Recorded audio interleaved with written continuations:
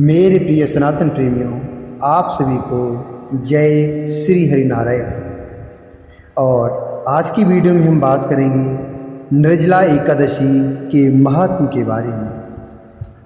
तो एक बार श्री भीमसेन बोले कि हे पितामह, भ्राता युधिष्ठिर, माता कुंती, द्रौपदी, अर्जुन, नकुल और सहदेव आदि ये सब एकादशी के दिन एकादशी का व्रत करते हैं और मुझसे भी एकादशी को व्रत रहने के लिए कहते हैं। उस दिन अन्न खाने के लिए मेरे से मना करते हैं, पर मैं उनसे कहता हूँ कि भाई, मैं भक्तिपूर्वक भगवान की पूजा कर सकता हूँ और दान दे सकता हूँ, परंतु मैं एकादशी के दिन भूखा नहीं रह सकता।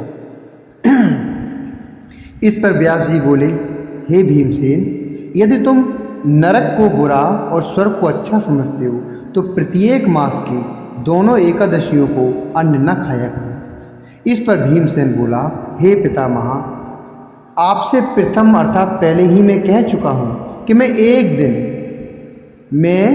दिन एक समय भी भोजन किए बिना नहीं रह सकता हूँ।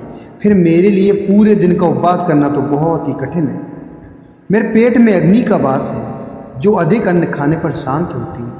यदि मैं प्रत्ययन करूं तो वर्ष में एक व्रत अवश्य कर सकता हूं, लेकिन सारे नहीं।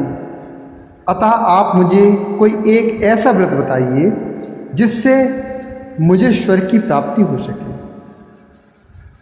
श्री व्यास जी बोले कि हे वायुपुत्र, बड़े बड़े ऋषि और महर्षियों ने बहुत से शास्त्र आदि बनाए हैं।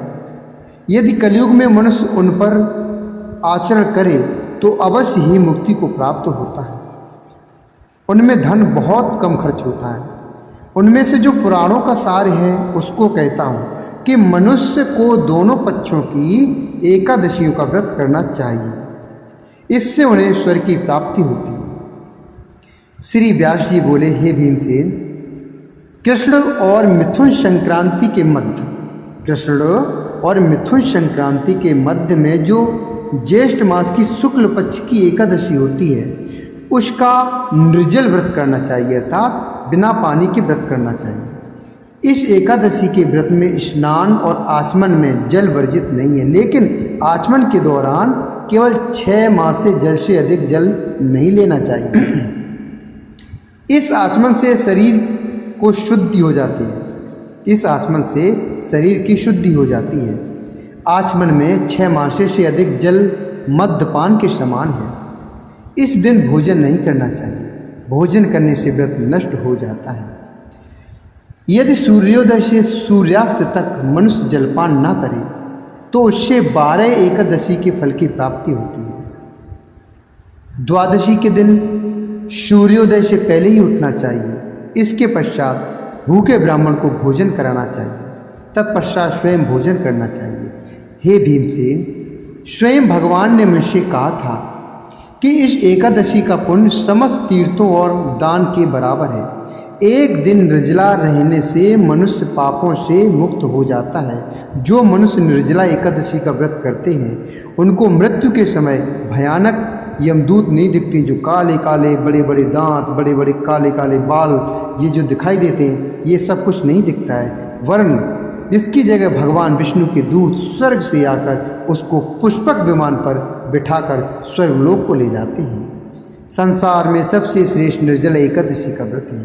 अतः यत्नपूर्वक इस एकादशी का निर्जल व्रत करना चाहिए। इस दिन ओम नमो भगवते वासुदेवाय इस मंत्र का उच्चारण करना चाहिए। इस दिन गौदान करना चाहिए। इस एकादशी को भीमसेन या पांडव एकादशी भी कहते हैं।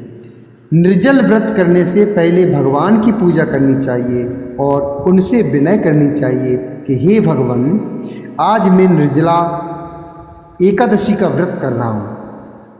इसके दूसरे दिन भोजन करूँगा। मैं इस व्रत को श्रद्धा पूर्वक करूँ। मुझ में शक्ति दो।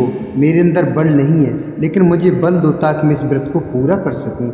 उससे मेरे सब पाप नष्ट हो जाएं। इस दिन एक बड़े वस्त्र से ढककर स्वर्ण सहित दान करना चाहिए। इस दिन एक बड़े वस्त्र से ढककर स्वर्ण सहित दान करना चाहिए। जो मनुष्य इस व्रत के अंतराल में स्नान तप आदि करते हैं उनको करोड़ पल स्वर्ण दान का फल मिलता है। जो मनुष्य इस दिन यज्ञ होमादि करते हैं उसका फल वर्णन भी नहीं हो सकता है।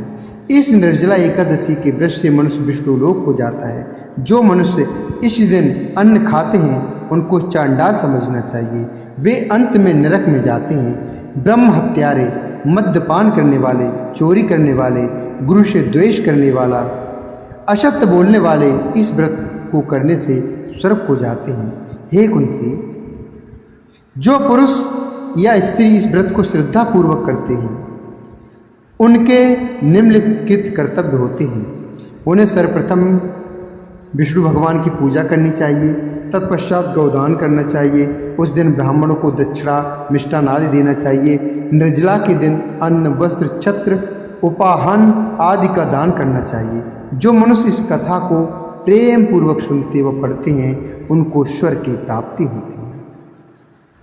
तो मैं आशा करता हूँ मेरे प्रिय सनातन प्रेमियों, ये जो निर्जला एकादशी की कथा थी आपको पसंद जरूर आई होगी, और अगर पसंद आई है तो कृपया वीडियो को लाइक करें, चैनल को सब्सक्राइब करें। कुछ बोलना हो तो कमेंट बॉक्स में लिखें। जय श्री कृष्ण।